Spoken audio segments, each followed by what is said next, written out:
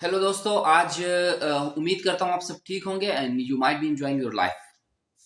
Let's suppose you must be enjoying your life. अच्छा दोस्तों, मेरी कोशिश होती है कि टाइम टू टाइम आपके पास अपीयर हूँ और आपके लिए अच्छी से अच्छी वीडियो लेके आऊँ।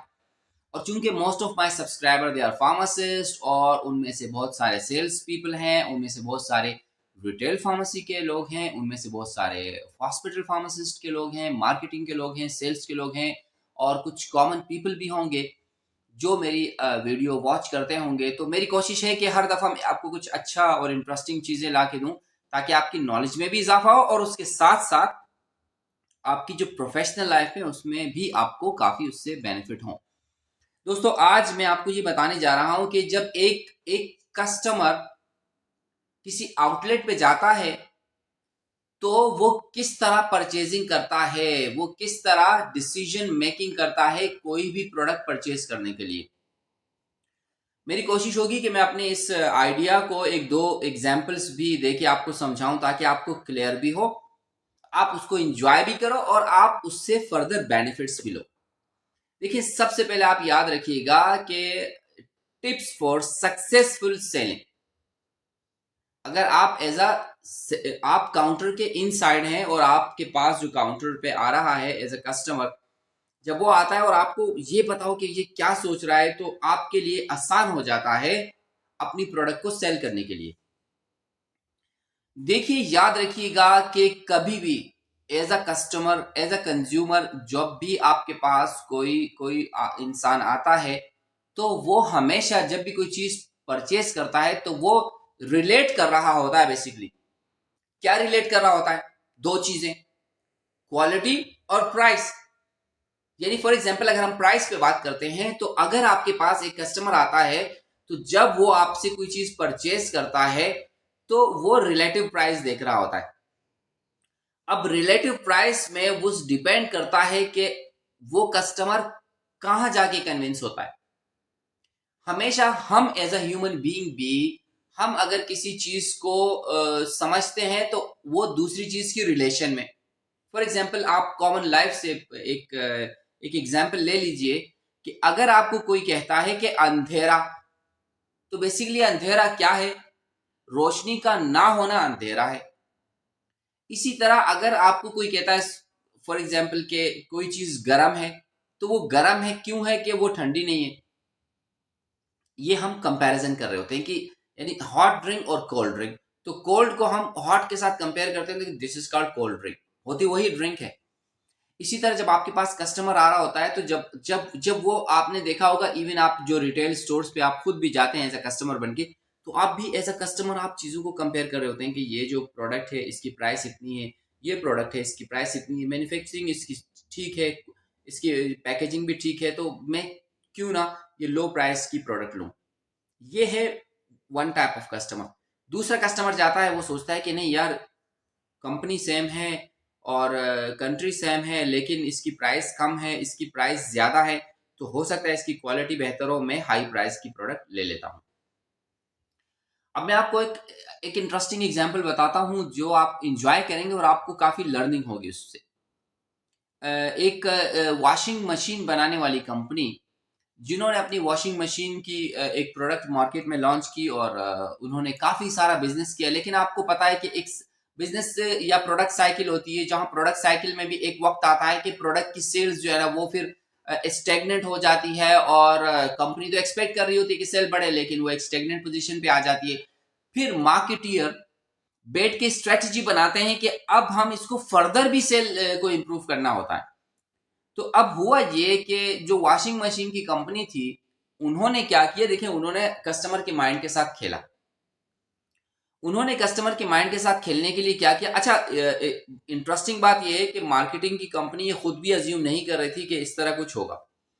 अब वो जो एग्जिस्टिंग मशीन थी वो एक नॉर्मल मशीन थी जिसमें जो नॉर्मल फीचर्स होते हैं वो तमाम अवेलेबल थे, और जो नई उन्होंने प्रोडक्ट लॉन्च की उसमें उन्होंने एक्स्ट्रा फीचर्स दिए। फॉर एग्जांपल उसमें उन्होंने ब्लूटूथ की क्वालिटीज दे दी, उसमें उन्होंने रिचार्जिंग की क्वालिटी दे दी, उसमें उन्होंने सम एक्स्ट्रा बेनिफिट्स भी दे दिए which is not directly related to the customer use.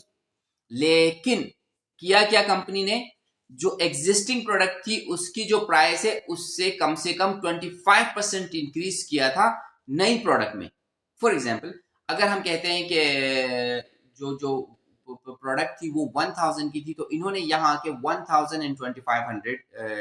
1025 उसकी जो है ना प्राइस कर दी। या लेट्स सपोज कि अगर वो 1000 की थी तो इन्होंने 1.5 की कर दी, इसको 1500 की कर दी। अब जब ये प्रोडक्ट मार्केट में आई तो हुआ क्या? सरप्राइजिंग चीज ये थी कि कंपनी ने तो प्रोडक्ट लॉन्च की कि चलो हमें थोड़ा सा दूसरा बिजनेस मिलेगा।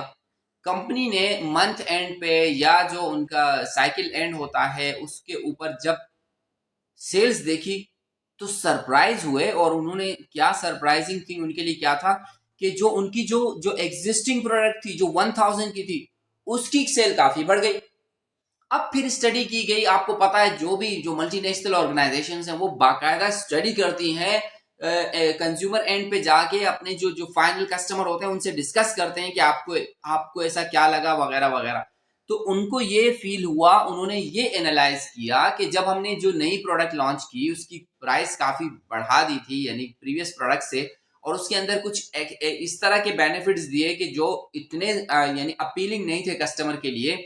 तो जब कस्टमर स्टोर पे आता था तो स्टोर पे वो देखता था कि जो जो करंट प्रोडक्ट है उसको कंपेयर करता था न्यू प्रोडक्ट के साथ, और उसके बाद फिर वो क्या करता था कि इसी तरह वो सोचता था कि नहीं यार, इतने बेनिफिट्स भी नहीं है, कंपनी भी सेम है, मैन्युफैक्चरर भी सेम है वगैरह वगैरह, तो क्यों ना हम यही मशीन ले लें।